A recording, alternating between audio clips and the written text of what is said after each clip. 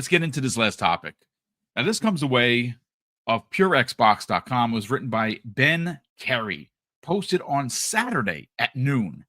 That's a very interesting question. I would really want to get the chat involved with this one because, folks, look, whatever the next Xbox handheld is going to be, raise your hand in the chat, folks. Throw one in the chat if you're going to be there day one. If it's available for purchase upon its console, its big brother release of the console, I'm buying both, right? I think most Xbox fans will. There's a rumor, thanks to Jez Corden of Windows Central, which we talked about last week, where this handheld is going to be dockable. So to me, what that, again, I'm the spitballing here, folks. I really believe that this approach for next gen, which is expected in 2027, is an S Series X and S scenario, right? You're going to have the big boy, $800. That's crazy to say. It's probably going to be around $700 to $800. I'm all in, right? Because I'm an Xbox guy. And then, of course, you're going to have the S version of that in the handheld, which is dockable. Now, what is the dockable thing going to do? I have no idea. Now, if I was Xbox, I'd put some electronics into that dock to make it, boost the visuals, which I think they could do. Like, I really think that they could logistically sell a combo. You get the dock, you get the console, or you sell the dock separately. Dock separately, $100, $150, whatever it is. If you want to play dock, you can. Here's your Series S. I think that's what they're going to do. That's not the conversation we're going to have because that is a couple of years away. What we do have in front of us, ladies and gentlemen, is, again, a story from PureXbox.com. And it asks an interesting question, which I want to pose to this chat right now. And of course, I want to pose that to my co-host in Fuzzy Belvedere. And here is the talking point from Pure Xbox. Will you be buying the 2025 Xbox handheld from Asus? And the answer is, for Mr. BoomStick XL, you're goddamn right I am. Because you know what? It's going to be a dedicated Xbox handheld that is a third-party machine. And the quote-unquote official Xbox is minimum 2 years away, right? You would like to believe and guess that November of 27 for the holiday, you'd get the new console, you get the new handheld. At that point, Xbox is hitting on all cylinders with their first party. They've announced all these new games. Everybody's going to want this new hardware. Why? Why do they want the new hardware? Because it's an open source box. You'll be able to play your Steam. You'll be able to play your good old games, your Epic library that you get for free. Probably your entire Epic library is all free games. Don't lie, because it's exactly what I do. And I know Fuzzy does that as well. If it's free, it's for me, right? Or if it's free, I'll take 3, right? That's the running rumor. So, but this thing should have been announced already, and it hasn't. Now, it is slated to release this year, right? That is the running rumor. We all thought it was going to be at GDC. It wasn't there. And a lot of moving and shaking has happened due to tariffs. And I know people are, boom, tariffs again. Yeah, folks, I get it. You don't want to talk about real life politics. Politics smells and it stinks, right? But that's probably why we haven't seen it yet. So my question to you, Fuzzy Belvedere, is someone who has a rig. You have a PC. You prefer to game on Xbox. You have a PlayStation 5. You enjoy that as well. I have a ROG Ally. I have an old launch one. So it's got some years on it. It's not the follow-up, and certainly not the 2, because the 2 isn't out yet. But I am buying this. Why? Because I like simplistic gaming. And if this thing is set up to be like an Xbox, where I can go and play what you're seeing on your screen right now on handheld. I'm sitting on the couch, Mrs. Boom and I checking out the newest K-drama, and I kind of just want to play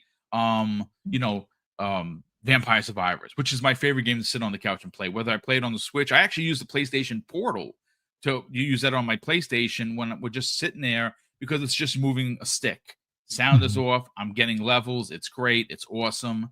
And I will do that with this handheld because it's going to be a PC, but a dedicated handheld for Xbox. That means it's going to have a load up screen that's similar to what you get with your current home console, that is exactly what I want.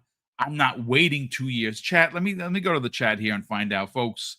Throw a 1 into the chat if you yourself will be buying the ROG Ally Xbox console or portable in the coming months, because I would imagine that this could be a big announcement at the showcase, maybe. I mean, it sounds like it. Now, no, ROG is usually really good on doing their own events. Mhm. It makes sense, right? You do your own Xbox event.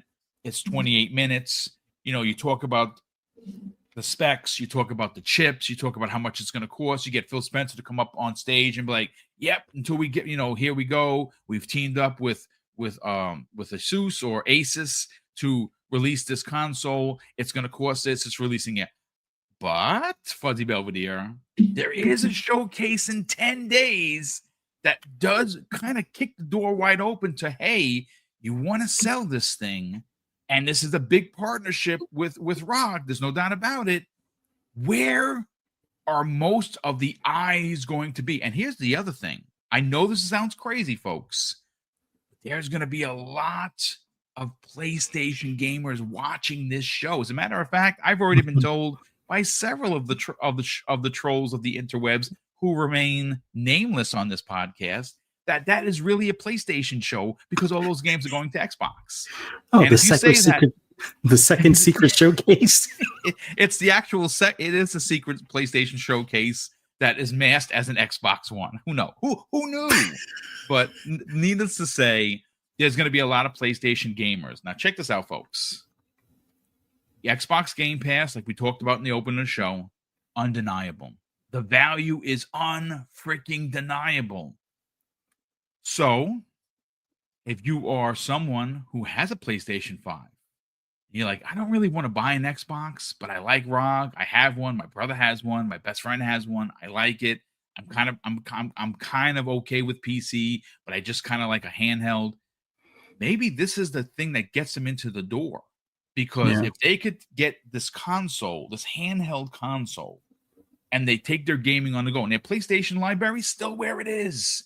They have their 100 games. They have their trophies. They have their friends list. Nothing has changed.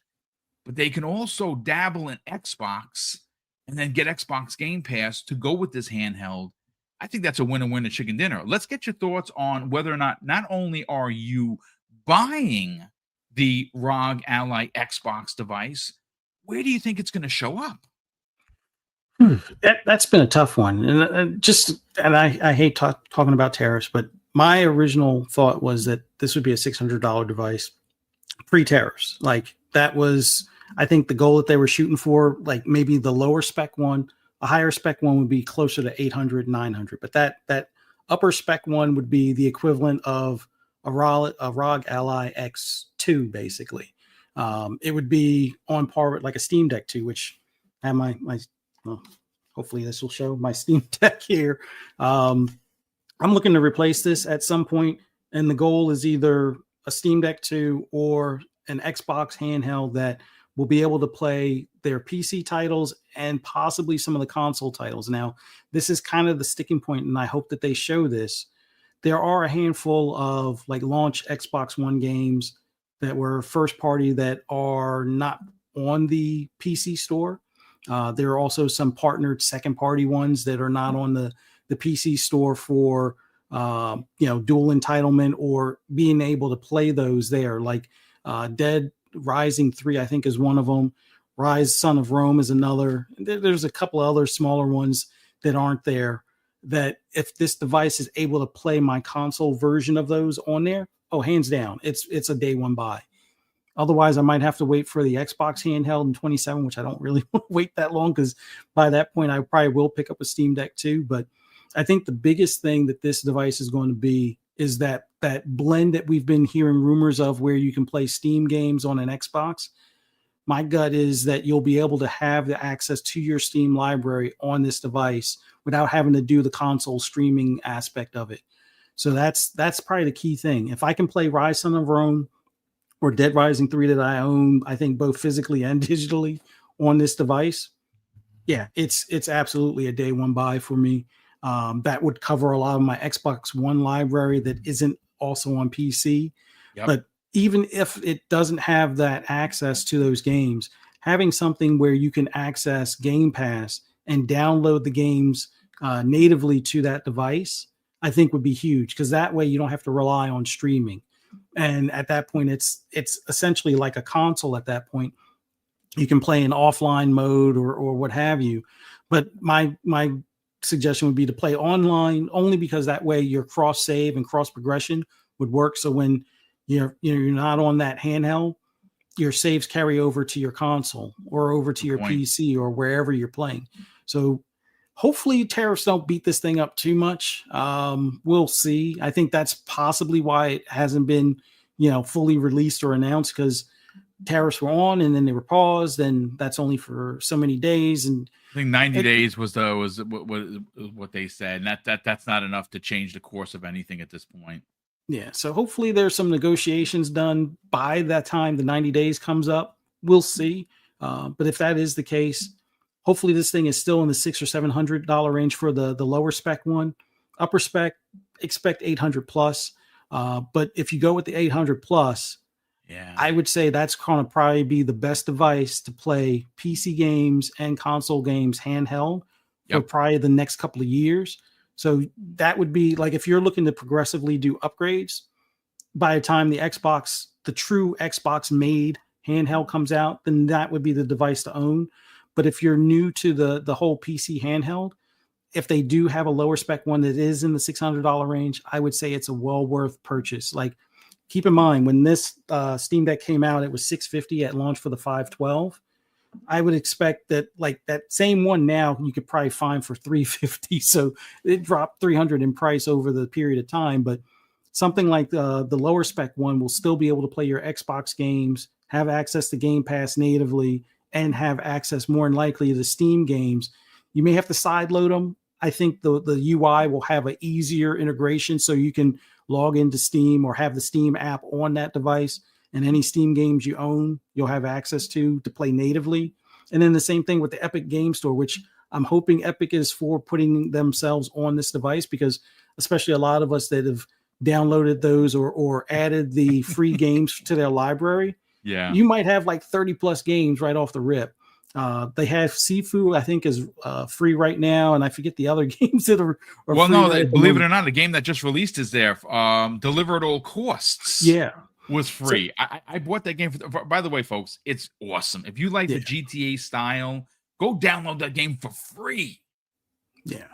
So having this device, this handheld device, I know some people might not want to play it or play on PC, or they don't necessarily need a handheld device, but keep in mind, these things are easily to put, even if you just buy like an Amazon dock or a dock off of Amazon for like $20, although it's better to spend between the 40 and 60 range. And I think even the Steam Deck dock was like $80. You can hook those to, you can hook those to a monitor. You can hook it to your TV. If you have the VR or AR glasses, which I know a handful of people use those instead, you can have your AR glasses. So now you can turn that little 8-inch screen into 100-inch screen kind of thing floating in front of you. This is a nice alternative to buying a PC. If you don't want to spend $1,500 plus on a PC and you just want to kind of dip your toe into what it's like having that Xbox UI on a PC, that would be the way to go. Hook it to your TV. You can play with a mouse and keyboard on some games, or just play with your controller, and you'll be able to, more than likely connect that via Bluetooth, pretty seamlessly. So I'm on the fence, but I'm leaning more towards definite day one buy. But I want to hear how many of the Xbox One games will be able to play natively. If they are all able to play natively and they got the third party publishers to hop on board on this, I don't know how else to express it. This would be the best device to buy over buying like a Series S or even a Series X at that point, unless you absolutely have no desire to game when you're away somewhere. Like, I go on to conventions every now and then with the wife for horror conventions and stuff.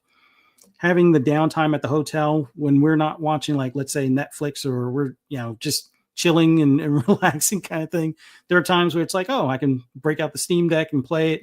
Having something like that is pretty cool to have. Or if you take your car for an oil change, you don't do it yourself anymore type of thing, and you're waiting in the lobby, it might be more than a half hour to an hour before they, get you out of there. It's a good way to kind of have, time to kill, play a few games while you wait. And by the time your car's ready, put it in the carrying case and carry it back home kind of thing. But for me, it's a go-to for downtime if I'm waiting in a long line or have a long wait for something. Portables are definitely I wouldn't say they're the gaming device to have, but it's grown on me. And I was totally not a portable device person before the Steam Deck came out. And I was like, I'll give it a try. And I've been hooked ever since. So I don't know. I'm looking forward to what they have on this Xbox ROG Ally thing. So we'll see. So I want to flip the coin, and I want to ask you another question. Chat, do you think that this is a big enough of announcement to show up at the June showcase happening in just a pinch over a week? And I think it is. I actually think that again, ROG is really notorious for doing their own events, and they do it up well, right? Everyone tunes in, they turn out. It's a big conversation in the games community. But I'm going to be honest with you. If I'm Xbox, I might take 15 minutes to kind of make this a thing, right? Now, we don't know how many games they're going to show. We've heard the running rumors. You've heard me talk about this, and I'm not the only one that have said this before. There are a lot of people in the Xbox community talking about how this is expected to be an even bigger show than last year. But I still think that, like, for instance, where does this better suit this device? Showing up at the Keeleys for 3 minutes and then like, hey, so Keeley, because I know exactly what's going to happen. If this does show up at the Keeleys, it's going to be like, hey, everyone, here's the Xbox Asus, thing. And it's going to be a trailer. And then something Sony's going to come up and he's going to be like, yeah, Sony, let's go. Right. That's how he's going to be. Don't do that. If you're honestly, you want this thing to sell, it's a legit partnership with ROG. Put this in your own showcase because everybody's going to be watching it. And when I say everybody, folks, I am not joshing you. There are going to be a lot of Sony mains, and I'm not talking about the trolls, folks. And you know what? Apologies in advance for the poor Sony people that are just gamers. Like they get roped into this troll community. Not everybody is like that. We have many people in this chat right now who are just gamers, and their main is Sony. And you know what? There's nothing wrong with that. We're not talking about the trolls who use console war rhetoric to sell their brand. We're talking about gamers that only buy one console a generation. And for the last couple of generations, since the Xbox 360, it has been the PS4 and the PS5, maybe even the PS5 Pro, because that is where they play. Doesn't make them a troll. Doesn't make them a noob. Doesn't make them not worthy of a conversation. It's just they're gamers. So they're going to be watching this show. And like I said, am I overstating the fact that a potential $800 device is going to be in the wheelhouse of the casuals? Well, it's not. It's going to be for the hardcore for sure. But if there is a PlayStation gamer who doesn't want to get an Xbox, and this thing does come out for $600, maybe the tariff situation works its way out, Fuzzy. Maybe it is a $600 device. Someone that likes portable gaming and is going to be able to take advantage of Xbox Game Pass might want to buy this device. Do you think this shows up at the event? I hope so. Like, I think basically because there's going to be a lot of PlayStation players watching it to see what might potentially come over. I know they keep on saying whole slate, but it seems like the timing doesn't necessarily match what they're saying at this point. But in the grand scheme of things, I think having it at the June showcase, even if it's just a 5 to 10 minute, showing what games can play, like your existing library or a PC library or access to Steam, if they can get that point across, I think that will be all that they need to really show at that point, and then maybe have like a deeper dive. Maybe Rog or Asus has a deeper dive after the fact on like for the future game show or the PC game show stuff, since that it's technically more of a PC console or a PC handheld. Maybe they go into more depth there. But I think having it at the showcase, showing the new UI, showing how seamless it is to access your library and be able to play games on the go and sync your saves and everything.